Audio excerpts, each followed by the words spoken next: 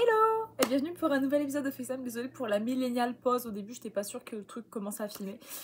Ça fait quelques temps que je suis pas revenue et je voulais m'excuser. En gros, ça a été mon anniversaire et j'ai de la famille à la maison, donc je suis pas souvent toute seule. Et j'aime pas faire mes vidéos quand j'ai des gens à côté de moi ou quand j'ai des gens qui me regardent, ça m'a toujours un peu stressée. Donc j'ai pris mon temps et je reviens. J'ai officiellement 26 ans. Au moment où je filme, on est le 1er février 2025. Et j'ai envie d'entamer deux vidéos qui sont mes guides, et donc c'est dans la catégorie FaceTime aussi, vous inquiétez pas. C'est mon guide Vinted et mon guide Friperie. Je sais pas si ça va être très long comme vidéo, mais c'est des conseils que j'ai envie de vous donner parce que je trouve qu'au fur et à mesure de faire des friperies toute ma sainte vie, j'ai accumulé beaucoup d'informations et beaucoup de conseils plus ou moins intéressants. La majorité sont intéressants quand même pour faire les fripes correctement et trouver beaucoup de choses. Donc je vais vous en parler aujourd'hui. Donc bienvenue sur FaceTime. Qu'est-ce que c'est? C'est une série de vidéos de plus ou moins entre 20 et 40 minutes. Ça dépend de combien de temps j'ai envie de parler, sincèrement. Et donc ça va être sur un sujet précis. Il n'y a pas de montage, il n'y a pas de retouche, il n'y a pas d'édit. Donc c'est vraiment filmé, monté, filmé, peu publié. Voilà, il n'y a pas de montage là-dedans. Donc merci d'être là. C'est le... Je sais pas combien de épisode, je vais pas dire de conneries, 18e. On est plus, on est moins, je sais pas, j'adore faire ces vidéos là, donc bienvenue. Aujourd'hui ça va être mon guide friperie, parce que j'ai découvert l'amour de la friperie. J'en ai un petit peu parlé dans ma vidéo sur mon style vestimentaire et sur la confiance en soi. C'est quelque chose qui a beaucoup contribué à la confiance en moi, à ma façon de voir les choses, ma façon de gérer les choses. Et j'ai découvert les friperies, je pense, un peu comme tout le monde, de ma mère qui m'avait déjà amené quand j'étais plus jeune, et moi qui trouvais absolument rien, qui trouvait ça inintéressant, qui trouvait ça un petit peu sale, oh, c'est des vêtements déjà portés. Et donc pas tellement intéressée, mais en même temps je savais qu'on pouvait trouver des choses différentes, donc c'était ça qui me retenait. Je me disais oui, il y a quand même un moment donné où je peux quand même trouver des choses qui sont différentes d'ailleurs, parce que justement c'est des vêtements qui sont déjà usagés, tu vois, et ça peut être des anciennes collections de marques vintage comme ça peut être des nouvelles collections de marques récentes, on sait jamais. Donc j'ai commencé à être un petit peu intéressée plutôt en grandissant, je pense. Et j'ai toujours été dans le truc de la mode vintage. J'ai toujours regardé ça. Je pense que j'ai eu une grosse phase, vraiment une grosse phase seconde main, où j'allais tout le temps dans des magasins. Pour moi, j'achetais des vêtements genre chez H&M, chez Bershka, etc. Sauf que bah, forcément, les prix sont autres qu'une friperie. Enfin, à l'époque de base, les prix étaient censés autres. Et donc, je vivais à Toulouse et j'ai découvert pas mal de friperies à Toulouse. Sauf que les friperies à Toulouse étaient littéralement hyper chères. Et une que je conseille beaucoup à Toulouse, c'est la friperie Rock and Frip à Auxonne, qui est à peu près à 40 minutes de Toulouse. Et c'est une friperie vraiment basée sur tout ce qui va être vêtements rock, vêtements vintage, vêtements américains. Donc c'est vraiment, en fait, ils reçoivent des gros ballots de genre plusieurs kilos de vêtements et ils les revendent à l'unité. Et il y a des pièces géniales, il y a des pièces qui sont super chères, il y a des pièces qui le sont beaucoup moins. J'ai acheté des Santiago faites au Mexique magnifiques qui sont noirs et roses. J'avais acheté des t-shirts vintage aussi qui avaient là-bas. Et pour vous donner une idée de prix, des manteaux peuvent être à 100 €. J'ai payé mes Santiago 40 qui sont vintage et en cuir, donc je trouve que ça va. Et j'ai trouvé quelques t-shirts à 5 € pièce. Donc je trouve que ça va. Après, parce que ça a changé depuis les années, c'est possible, sincèrement. Avec l'inflation qu'il y a eu partout, même au niveau des friperies, il y a eu la gentrification des friperies qui s'est fait de façon exponentielle. Donc forcément, ça peut avoir changé un petit peu. Et je pense que c'est l'endroit que je vous conseille. Après, si vous avez l'occasion de fouiller dans des Emmaüs, dans les petits villages, c'est les meilleurs endroits. Parce que clairement, c'est les endroits où il y a le moins de passages, où il y en a beaucoup. Moi, je sais que dans les villages à côté de chez moi, j'allais beaucoup dans les Emmaüs, j'y allais très régulièrement. Moi, c'était encore les Emmaüs où il n'y avait pas les prix, tu vois. C'est genre entre 2 et 5, et c'est un peu le prix à la tête. Je dis pas que c'est cool, c'est chiant, parce que clairement, des fois, tu te dis, ah super, je vais payer 2 €, finalement, t'en payes 5. C'est pas non plus énorme, mais ça reste que c'est chiant de pas avoir le prix affiché. Mais ça arrive beaucoup, mais voilà. Concentrez-vous dans les petits endroits. Je sais que sur Paris, il y a énormément d'endroits, et dans les banlieues un petit peu, je sais qu'il y en a beaucoup. Après, je m'y connais pas énormément sur les friperies parisiennes. Je sais que à Toulouse, il y avait Kilo Stock, et je sais qu'il y a Kilo Shop qui ressemble à Kilo Stock, il me semble. C'est vraiment des fringues au kilo, donc tu vas, admettons, trouver un pull, et le pull, il va être genre le bouton orange c'est 10 € le kilo, bah tu vas payer un exemple le prix. Généralement, j'ai l'impression que ça fait 11-12 € l'article, ce qui est cher, je trouve. Pour moi, la friperie, c'est 2, 3, 5 €. Quand t'es rendu que tu payes 11, 15, 20, 25, ça commence à être cher. Moi, j'appelle plutôt ça des boutiques vintage que des friperies à proprement parler. Et je trouve que les boutiques vintage, c'est un tout autre truc que les friperies. D'ailleurs, aparté, si vous avez vraiment pas envie de fouiller dans les friperies, parce que les friperies, c'est beaucoup quand même de la fouille, je vous conseille plus les boutiques vintage parce que tout est curated. Vous allez avoir une sélection qui a déjà été présélectionnée, préfabriquée. Les personnes, un exemple, qui vont avoir des boutiques vintage, un exemple, je te dis n'importe quoi, des t-shirts vintage en Nike, Adidas, etc. des années 90-80, et ben ils vont coûter 35 €. Mais oui, la personne en amont, elle a fait la recherche, elle a étiqueté et tout, elle a mis dans son magasin, donc il y a quand même un sacré boulot. Je dis pas que le prix aussi cher est justifié, mais je dis que vous pouvez trouver des choses plus sélectives dans les boutiques vintage, et si vous avez l'argent, à ce moment là je vous conseille plutôt d'acheter dans les boutiques vintage parce que clairement il n'y a pas de recherche quoi, enfin juste tu regardes comme dans un magasin régulier, comme un exemple si t'étais chez Zara, tu regardes à travers les racks et tu finis par choisir ce que t'as envie d'acheter. Donc très sincèrement, je sais pas, ça peut être un peu mix and match, genre s'il faut, ça t'intéresse énormément de fouiller, moi j'adore fouiller, c'est ma passion. Quand je vais dans une friperie, j'adore l'idée de ok, prendre le temps de genre regarder truc par truc, et des fois c'est très long.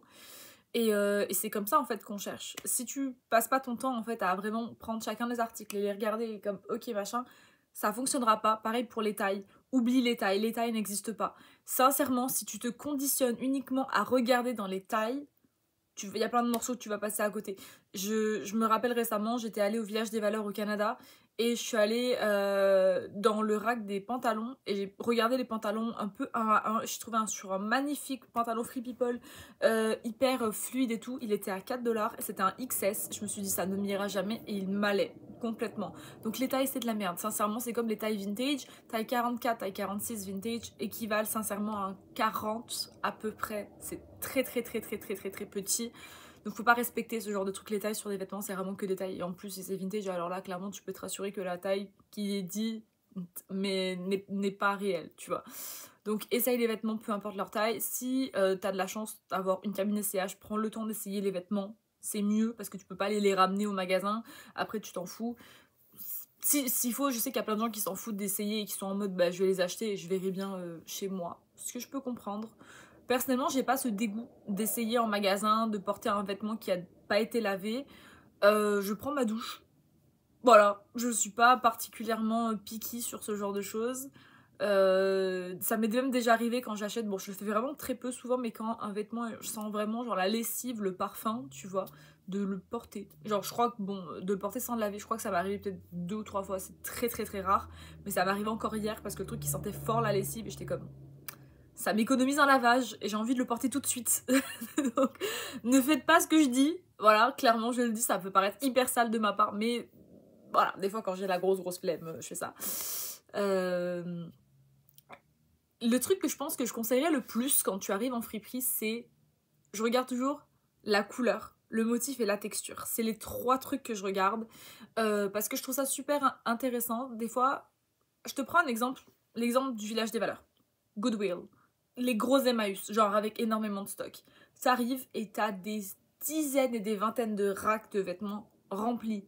Si tu regardes un à un tous les vêtements de tous les racks, tu vas être là pour au moins 3 heures. C'est sûr et certain. Genre c'est infini, il y a tellement de stock. Et le truc que je conseille, c'est pas réellement de passer 3 heures à regarder, parce que très clairement ça peut être super long et super chiant. C'est vraiment de se concentrer sur qu'est-ce que tu veux. Tu veux un pull orange, et ben tu regardes pour du orange. Si t'as rien que tu cherches en particulier, t'es juste ouverte à l'idée de trouver quelque chose, regarde justement ce qui pourrait t'intéresser. Regarde les motifs, les couleurs, les textures. Vraiment, c'est important de sentir la qualité du tissu sous ses mains. Prends le plus qualitatif possible, etc. Et c'est aussi un truc que je conseille souvent aux gens, c'est renseignez-vous un petit peu sur les marques des vêtements qui vous intéressent. Je sais que récemment, pareil, au Village des Valeurs, j'étais avec une amie et j'avais trouvé deux hauts pour elle. Et je me suis dit, bon, tant pis, voilà, c'est une journée où je trouverai rien. C'est pas grave, j'arrive pas en me disant, je vais dépenser, peu importe. Maintenant, j'essaie d'acheter quand même mon coup de cœur. Si j'ai pas de coup de cœur, j'achète pas. Et au loin, j'ai vu un haut, vraiment, on était à la caisse, hein, on allait payer. Mais j'ai vu un haut qui m'a attiré le regard. Donc je suis tout de suite allée vers lui, c'était un Lazy Off jaune, il y avait écrit genre Underdog. Et je me suis dit, trop bien parce que Lazy Oaf c'est ma marque anglaise préférée, j'adore cette marque, j'en ai acheté plein de fois sur Vinted. Je trouve que c'est une marque qualitative qui est très belle, qui est très originale, qui est funky. J'ai quand même payé le haut de 10$ et j'ai été vérifier, c'est un haut qui en vaut 110. Donc tu sais, tu te dis que c'est quand même 10 fois moins cher, littéralement. Pareil, je suis tombée sur, là il y a quelques jours, j'ai acheté un pull, enfin un hoodie gris que j'ai trouvé très très très chouette.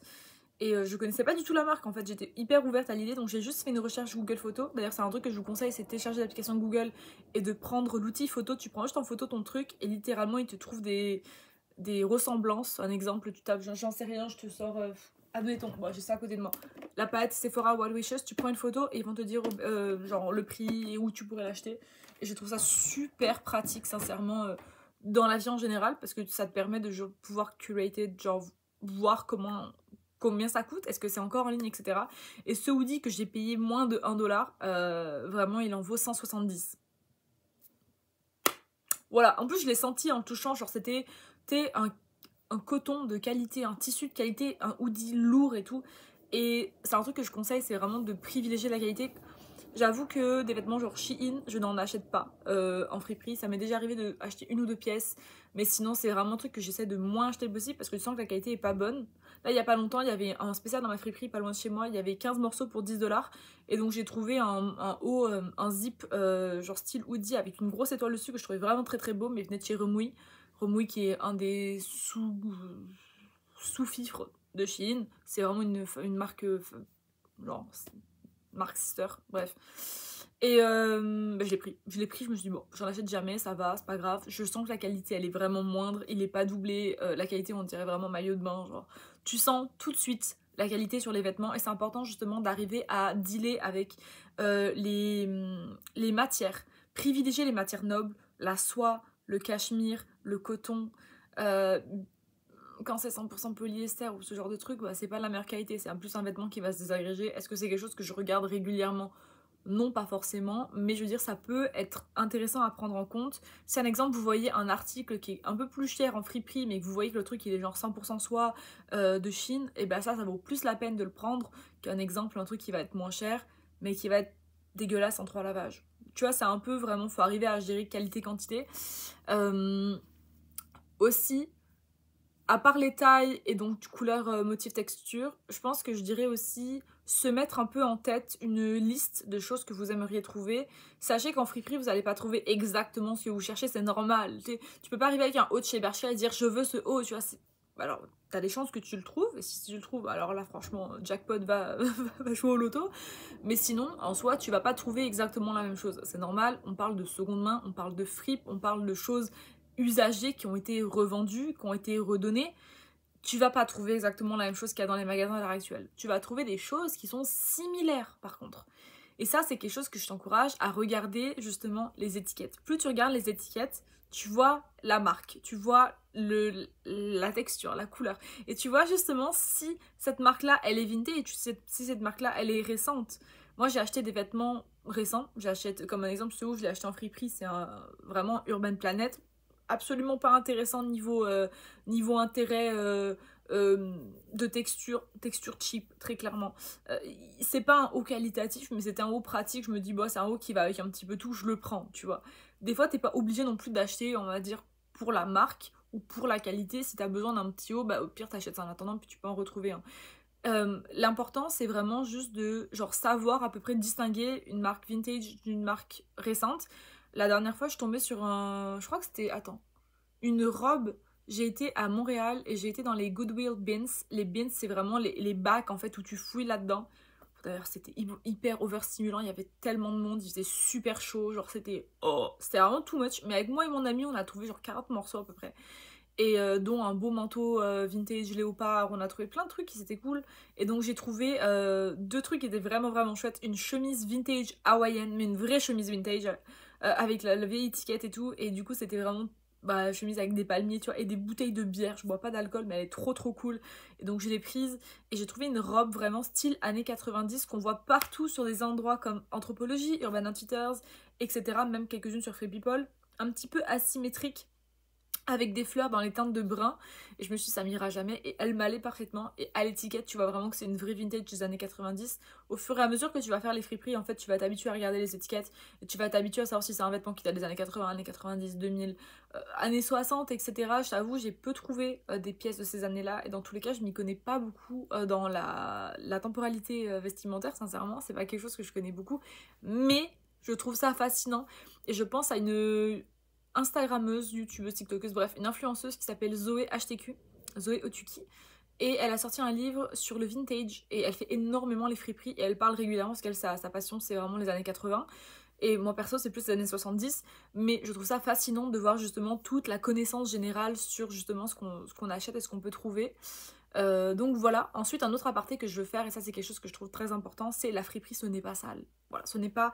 Parce que j'ai une amie, genre, on parlait à un moment donné de friperie, elle m'a dit, oh, mais je voudrais genre aimer ça, mais elle était comme ça me dégoûte, genre ça me rebute vraiment de porter des vêtements qui ont déjà été portés. Et je peux comprendre, pour les gens atteints de TOC, pour les gens atteints de trucs en mode vraiment OCD, ils ont besoin que ce soit propre. Je comprends, après... Dites-vous que la majorité des cas, les gens qui se débarrassent des vêtements, ils les lavent avant. Voilà, juste quand on les achète en friperie, forcément, ils sont été entassés avec d'autres vêtements qui peuvent être propres ou peuvent être sales. C'est comme les gens qui achètent des vêtements en magasin, il y en a plein qui les lavent avant de les porter, il y en a plein qui les lavent pas. Genre, ça dépend de tout. Mais la majorité du temps, en friperie, c'est sûr que c'est recommandé de laver son linge. C'est même quasiment obligatoire, sincèrement. Mais c'est pas sale, dans le sens où c'est pas parce que le vêtement a déjà été porté que le vêtement devient sale. Le vêtement juste devient avoir été déjà porté une fois. C'est tout ce qui devient. Genre il devient pas anormal ou incertain ou pas cool. Il y a aucun problème avec porter un vêtement qui a déjà été porté. C'est vraiment, je pense, dans la tête, c'est travail de déconstruire le fait que quelqu'un l'a mis avant soi. Et en soi, c'est pas grave. Genre, chacun fait sa vie, après chacun fait sa décision. Personnellement, j'ai jamais trouvé ça sale, je trouverai jamais ça sale. Pour moi, c'est tellement un détail, mais vraiment complètement inutile. Mais je peux comprendre que ça puisse rebuter quelques personnes. Après, je vous conseille vraiment de genre passer outre et d'essayer. Et genre, un exemple, vous allez en friperie, vous trouvez une pièce que vous aimez vraiment beaucoup, vous l'achetez. Et si vraiment vous n'arrivez pas à la porter, vous arrivez, même si vous la lavez une fois, deux fois avec vraiment une lessive hyper concentrée ou quoi ou qu'est-ce. Et si vous voyez, vous arrivez vraiment pas à vous y faire, bah voilà, au pire, redonnez la pièce, vendez-la, faites quelque chose avec. Mais bon, faut pas non plus se forcer, quoi. Si t'aimes pas, t'aimes pas. Je veux dire, c'est possible. Mais si ça peut vous rassurer, la friperie en général, c'est pas sale. C'est juste le mood. Après, vous pouvez me corriger, il y en a, je suis sûre, qui vont être en mode oui, mais c'est sûr et certain qu'il y en a qui sont sales. Bah oui, mais je veux dire, dans chaque endroit, forcément, il y a des choses qui sont plus ou moins propres, mais en général, enfin, je veux dire, porter un vêtement, le laver et le redonner dans un endroit ne diminue pas la valeur du vêtement. Je sais pas si vous voyez ce que je veux dire. Et justement, tu peux trouver des choses incroyables. Moi, je me rappelle une fois, j'étais dans un tout petit Emmaüs, pas loin de chez moi. Je dis pas les endroits parce que bah, j'ai pas envie, très clairement. En France, je vivais dans un tout petit village dans le sud de la France. Et ici, bah, je vis à Québec, mais voilà, si vraiment quelqu'un veut avoir des bonnes idées de friperie, envoyez-moi un message parce qu'il n'y a pas de problème, je le dis avec plaisir. D'ailleurs, c'est drôle, bon, j'en parlerai après. Mais j'allais dire quoi du coup sur ça? Bon, bah, je vais finir ce que je voulais dire. À un moment donné, j'avais fait un TikTok où je parlais de ma friperie préférée ici à Québec. Et du coup, j'ai une fille qui a vu mon TikTok. Et truc de ouf, genre vraiment, elle déménageait parce que elle était expatriée française et elle vivait ici depuis genre 1 an. Et elle m'a envoyé un message en mode meuf, je te suis sur TikTok. Genre, j'ai découvert la friperie grâce à toi. Je déménage demain. Viens chez moi, genre, tu te sers, tu prends ce que tu veux. Et j'ai trouvé ça insane. Et j'étais comme, à qui ça arrive dans la vie? Du coup, je suis allée chez elle et genre j'ai pris, bah, je sais pas, dans 10-15 morceaux que j'ai redispatchés à travers mes amis et à travers moi-même. Et bah d'ailleurs, je sais que tu regardes pas ça, mais merci Juliette, hein, c'est toujours aussi cool. Et ce genre de trucs qui arrivent, des fois je trouve ça complètement insane. Enfin bref. Mais aussi, un truc à mentionner au niveau des friperies, et ça, je le dirai jamais assez, allez-y régulièrement. Si vous allez à une friperie une fois par mois, vous pouvez pas avoir de nouveautés de façon hebdomadaire. Il faut aller régulièrement dans les endroits, il faut beaucoup visiter, il faut beaucoup découvrir. Si vous prenez le temps d'y aller tout le temps, forcément vous allez tomber sur des trucs qui sont géniaux parce que vous y allez régulièrement. Moi, ah oui, c'est ça que je voulais dire. Dans un petit Emmaüs où je vais littéralement, bah, j'y allais à peu près une fois par... J'y allais pas tant, ouais, en vrai j'y allais pas tant souvent à celui-là parce que pour le coup il y avait pas souvent de la nouveauté. C'était plutôt une fois par mois parce que c'était un petit Emmaüs où tu sais il y avait pas énormément de stock qui arrivait. Quand c'est des grosses friperies ils ont du stock tous les jours. Mais quand c'est des plus petites des fois c'est à peu près un mois d'attente avant qu'il y ait des nouvelles choses. Mais j'avais trouvé un manteau balmain genre Afghan coat avec tu sais les poils au niveau des poignets, le poil au niveau du col magnifique, brun, genre un peu style mocha mousse, là, la couleur qui est Pantone, la couleur Pantone de cette année. Sérieux, je l'avais payé 5 euros. Pour un manteau balmain.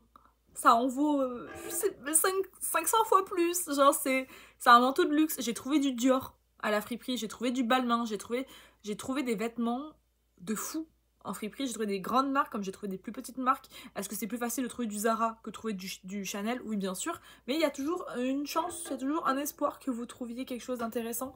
Moi, je sais que personnellement, je suis ouverte à tous les styles, toutes les marques, toutes les couleurs, toutes les tailles. Et du coup, j'essaye. Donc, ça me permet de découvrir plein de choses. Donc, ouais, ça, je pense que je vous ai donné un bon conseil. Ensuite, ben, n'ayez pas peur d'essayer, n'ayez pas peur de fouiller, n'ayez pas peur d'y aller régulièrement. Plus vous y allez régulièrement, plus vous fouillez, plus vous essayez, plus vous allez vous habituer. En fait, votre œil va s'habituer à ce qui vous intéresse.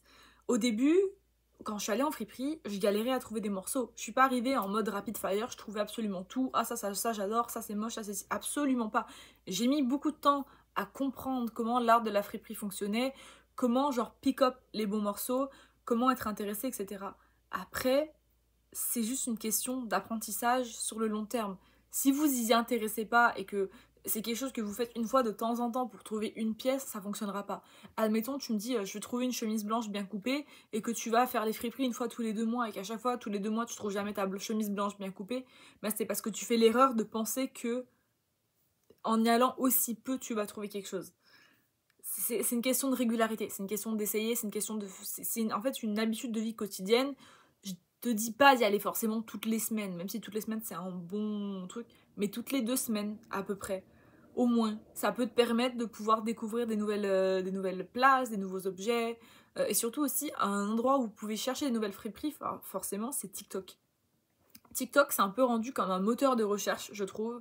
Ça te permet vraiment, moi je tape tout sur TikTok, genre restaurant Québec, friperie Québec, machin machin. Je tape tout parce que forcément c'est hyper genre sélectif, je trouve.